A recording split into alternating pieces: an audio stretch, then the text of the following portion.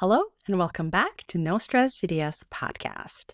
Today's episode is a little bit different. And it's different because the topic is how to lead your team when you can't hire or fire. I'm speaking to you, my dear associates. Now, here's why I'm doing this episode. There's something brand new and very exciting coming to the mastermind. So if you are in my aura, social media or emails, you know that I have a mastermind and No Stress DDS Mastermind. And this mastermind is open right now, actually, for enrollment last time in 2025. And I'm enrolling for the next 3 weeks. We close the doors on March 17th. We're starting on March 18th. And if you have been around this podcast or my social media, you know that my No Stress DDS Mastermind was originally created for women doctors who are practice owners. I only coach women dentists, women doctors, so that's a given. But the mastermind itself was for practice owners, where I was covering the 3 main areas that are problems for all owners that I talk to. It's how to have an excellent team, how to have work-life balance, and I call it Think Like the CEO, where I teach you how to make better decisions as a business owner and how to have more confidence. Now, I have been talking to so many associates. You guys reach out to me in DMs and social media. I meet you at conferences. You send me emails. And I have been coaching you privately and helping you. And now I've decided, drum roll please, that No Stress DDS Mastermind will officially, starting this round, have a second track. So what it means is when you enroll, if you're a practice owner, you're going to go through a practice owner track with its own library of pre-recorded resources and your own community of women, doctors, dentists, practice owners only. And if you're an associate, you're going to go through an associate track.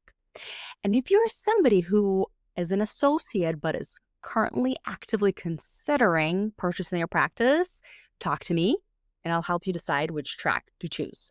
But these are exciting news. I have been helping you guys, associates, for several years now.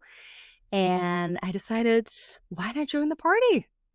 Why, guys, do you have to be singled out and only have private mentorships? So now we have a whole separate track for associates.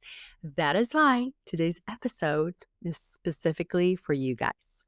We're going to talk about how can you lead your team when you're an associate, right? I hear this all the time. Well, they don't listen to me because I don't sign their paychecks, right? I can't hire or fire. And listen, I have been in the same place too. And I felt like when my staff wasn't listening to me, which at the beginning was several years when I was out of the residency, and I thought, oh my gosh, either there's something wrong with me, they don't like me, or I don't know how to lead them, or B, I'm not the boss, so they will never listen to me, right? And also what doesn't help is that often, especially if you work for a corporate practice, the boss may say, hey, you got to step up. You have to be a better leader, right? There's so much pressure on morning huddles, right? You have to motivate them so that they're smiling, they're working fast. And the true problem is that the office is short-staffed, right? And so they're burning associates out. But you don't know this because it's your first or second job and you're putting so much pressure on yourself. And you, quite frankly, just don't have enough experience to understand that what they're doing or that this business model just doesn't work for you. So you feel all the pressure of stepping up, somehow magically motivating the team that's just burned out, and anything you say just doesn't really land. They roll their eyes on you. So if that's you, this episode is perfect for you. All right, so here's what we're going to cover today. The main points is I will explain to you why you're in this position. Why does it feel so hard to be a great leader for your team as an associate? And there is actually a scientifically proven phenomenon for why it's easier for men to be listened to, not to be leaders, but why staff listens to them more, and patients. Okay. And then I'm going to tell you about something I call the 3 circles of associate influence. There are 3 areas of influence that you have as an associate that will make you an excellent leader. And you're probably not realizing it and just thinking that if you're not signing their paychecks, they're not going to listen to you. It is not true. It is false, my friend. I'm going to teach you those 3 circles, and then we're going to end with common mistakes to avoid in your leadership style.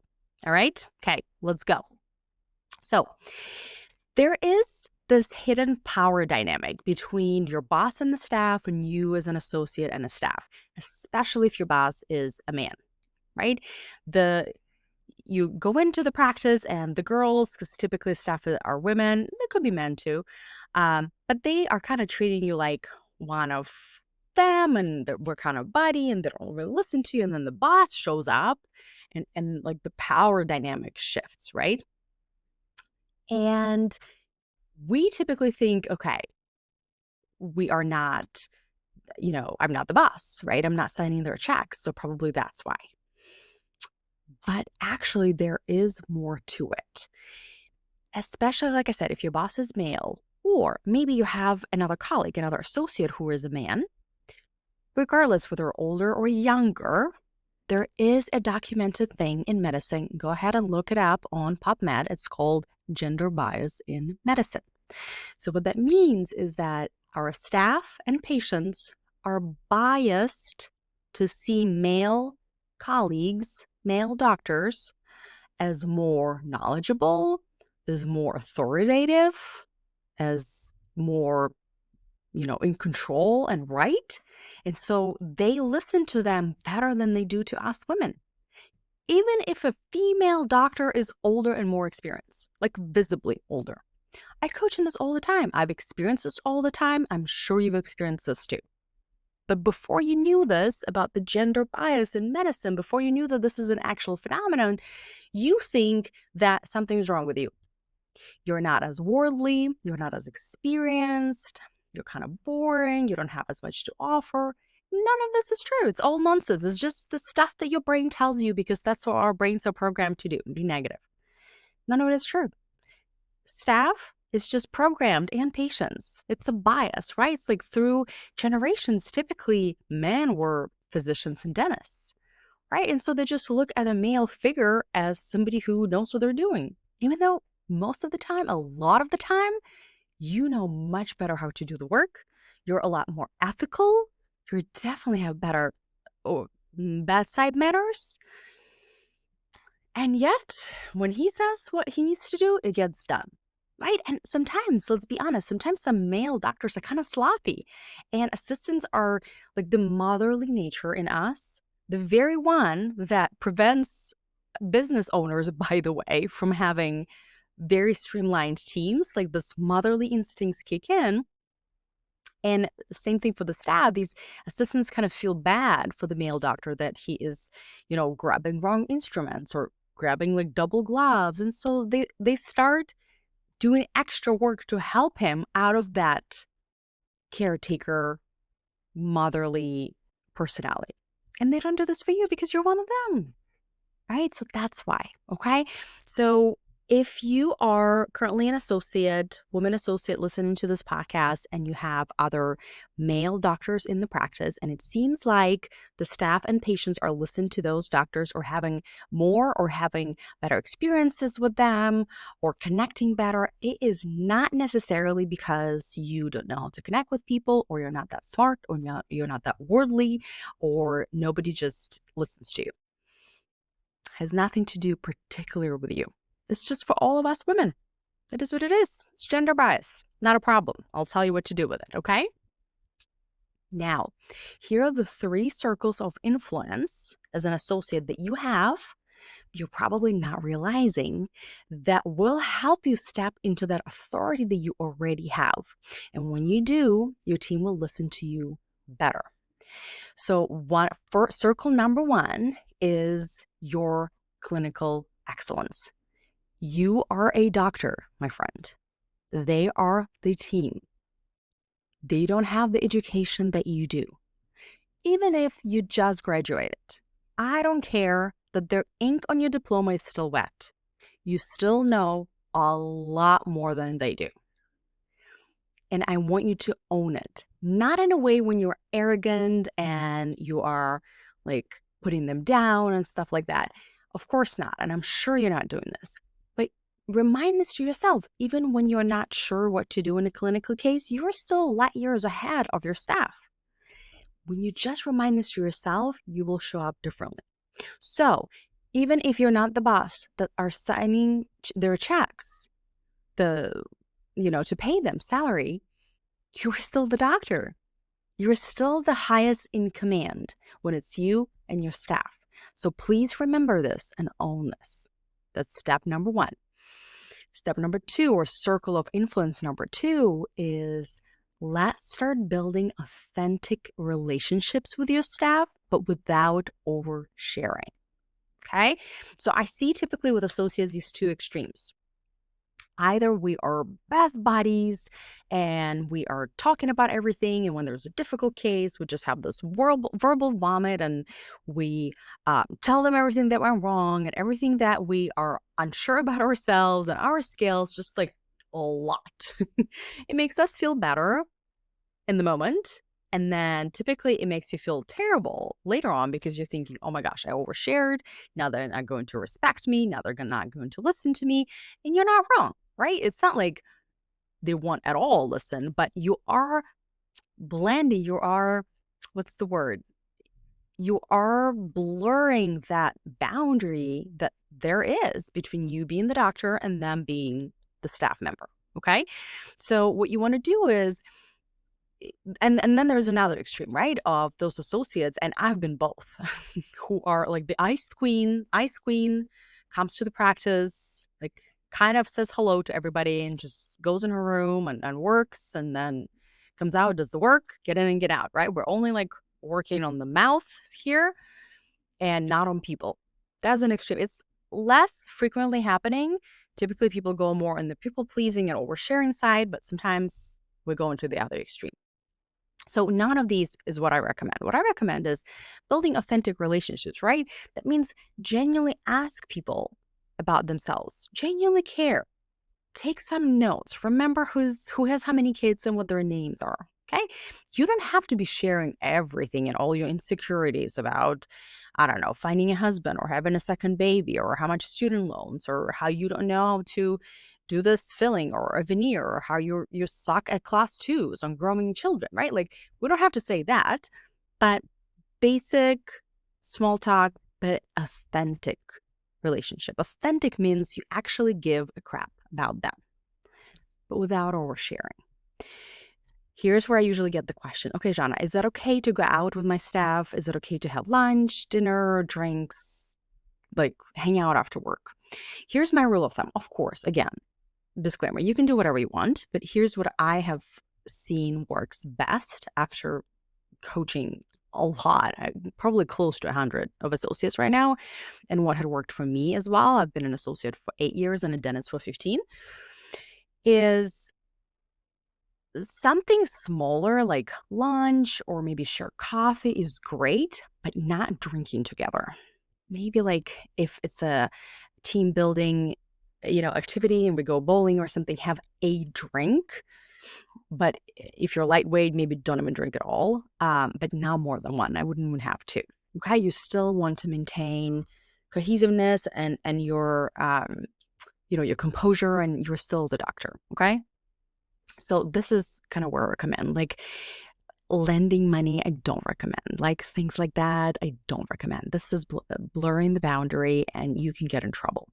So do something light, but not to the point where you're calling each other on weekends and you're attending each other's bar mitzvahs. That's probably a little bit much.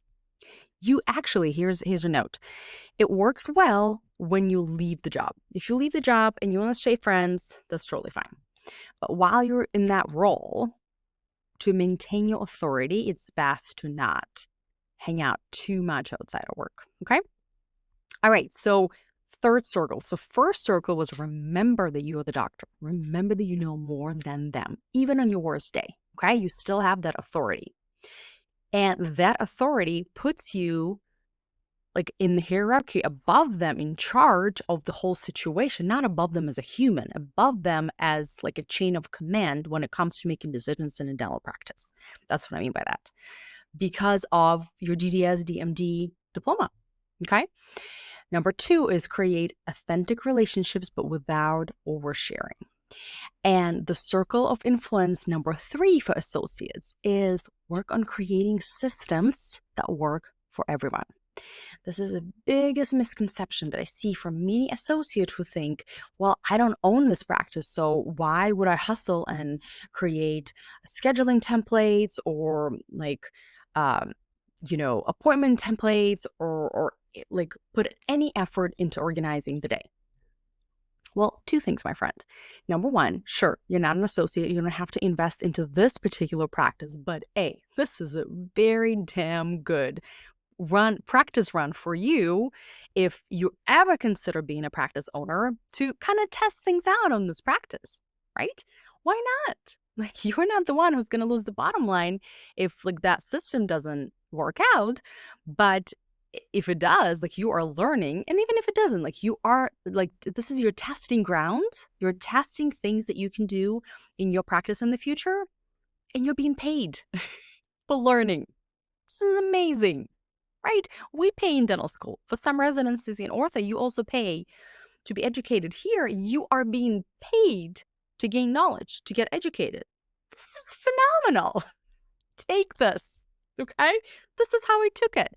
I created the systems for instruments and systems for how we do appointments and how we talk to front desk. Like I created even sales systems. I helped DCs, and so my conversions went up. The flow in the practice became so much better. And by the way, if you kind of like the practice, the owner will notice how much extra work you're doing. Not only is it getting your days easier because you're creating the flow that works for you and you're gaining this valuable knowledge for your future practice, but also the boss may notice that, damn, like she's so invested, and he or she may offer you partnership as a bonus, right? How they always say, you want to be performing at a job at a title that you want to have, right? So if you want to be a partner, don't wait for somebody to offer you to be a partner. Act like one now. And then the position will become yours inevitably. See what I'm saying? So think about creating systems for your practice, for your staff, for your people that work for everyone. Look at where the bottleneck is. Is that we're consistently running behind? Why? Is there a slow assistant? Are we consistently overbooked? Is there a problem with the schedule? Start paying attention. And then you will be able to create such better systems. Instead, your alternative is to sit and stew and hate on the job and hate on the team and then go home with this horrible exhaustion. That's your alternative, right? Okay, so these are the 3 circles of influence that you have, my friend, as an associate without signing any paychecks. Your clinical excellence, building authentic relationships without oversharing, and creating systems that work for everyone.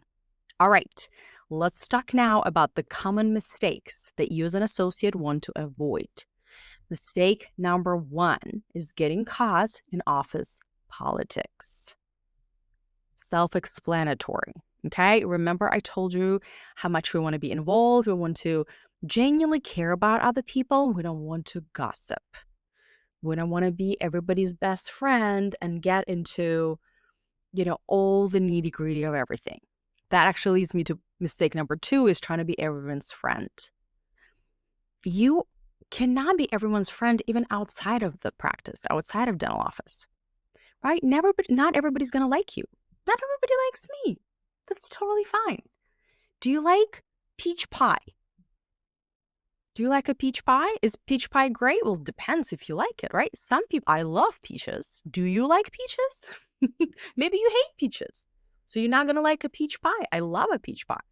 Is there a problem with a peach pie? No, it's perfect. It's just some people like it, some people don't, Okay? So you can be everybody's best friend even in your real life. So remember this when it comes to the dental practice. You cannot be everybody's best friend, and let's not try to be. Let's genuinely care about people, but not gossip, not overshare, and not get caught up in whatever's going on, politics and stuff like that. Okay? And then the last mistake that I see associates do is they compare themselves to the owner or other doctors. Okay? This is detrimental for your self-esteem and your leadership style and authority. Detrimental because most likely you're comparing yourself to a man, but maybe even to a woman. I used to do this too. And she was a lot more experienced and older than me. So I always tell my clients, do not compare someone's end to your beginning. That's just not fair, right? Why would you do this to yourself? If you are comparing yourself to somebody, and we all inevitably do, like equalize the comparison. How much have they been, like how many years have been they out of school?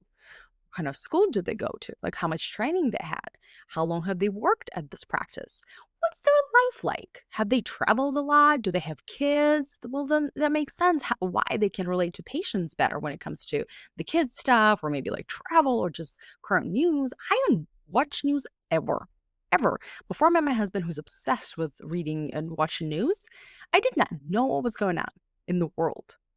I didn't even know about COVID. Somebody at work told me, like this thing is happening. I'm like, really? I was like, listen, if there's something important, people will tell me. It's totally fine. I met somebody at a conference recently. She's the same.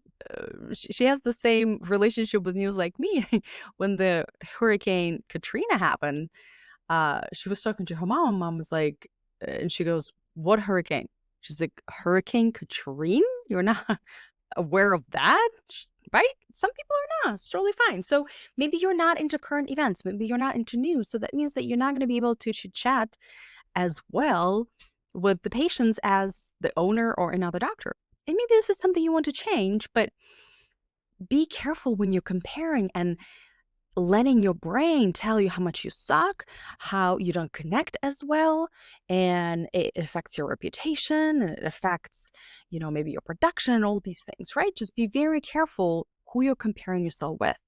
And that actually, it's so interesting, indirectly that leads to the point I just shared in the mastermind with people is that we as humans tend to compare ourselves. This is just innate part. And so here's what you want to do. You want to surround yourself with the people that you want to compare yourself with somebody who you feel safe and somebody who has something that you don't, so you can grow. Not in a detrimental way, but in a supportive way. And that's exactly what we do in NoStressDDS Mastermind. It is such a safe and sacred place where everybody has each other's back and completely supports and shares all their best tips and tricks and their experience. And so comparing yourself to others helps you grow. If you don't have this at work, I highly recommend that you do as best as you can to not compare yourself and find a community of people that are supportive, that can help you productively grow instead of detrimentally for you. All right, my wonderful associate. I hope that was really helpful. We talked about why it could be hard to lead a team if you don't have the power to fire or hire. And we talked about the gender bias in medicine. That's a very real thing. Like I said, go look it up. Which explains why our staff and patients perceive male counterparts as, more authoritative and they listen to them more, right? And what you can do, we talked about the 3 circles of influence and the common mistakes to avoid. I know leading teams and leadership is an important topic for both associates and especially for practice owners. And that is why if you want to learn more, if you want to dive deeper in this topic and learn my signature 3-step process for how to have an excellent team, I am sharing all of this in a free class 2 weeks from now. The class is called My Practice, My Rules. Stop letting team drama run your day. What a cool name, huh? It's on March 9th at 1 p.m. Eastern. It's on Sunday, so everybody can attend. I was trying to figure out what date and time to make, and finally I was like, you know what? We're making it on the weekend so that people can attend. So I will leave in the show notes below the way to register. Again, it's a free class. I'm going to tell you all about the way I teach leadership inside NoStressDDS Mastermind. And if you are interested to learn more and want to join, there's going to be all the information during the class as well. Like I said, we are currently open. Last time in 2025, we're only open for 3 weeks. And we have 2 tracks for women doctors, practice owners, and for women doctors associates. All right, my friend, I hope that was very helpful, and I will see you in the class. Bye.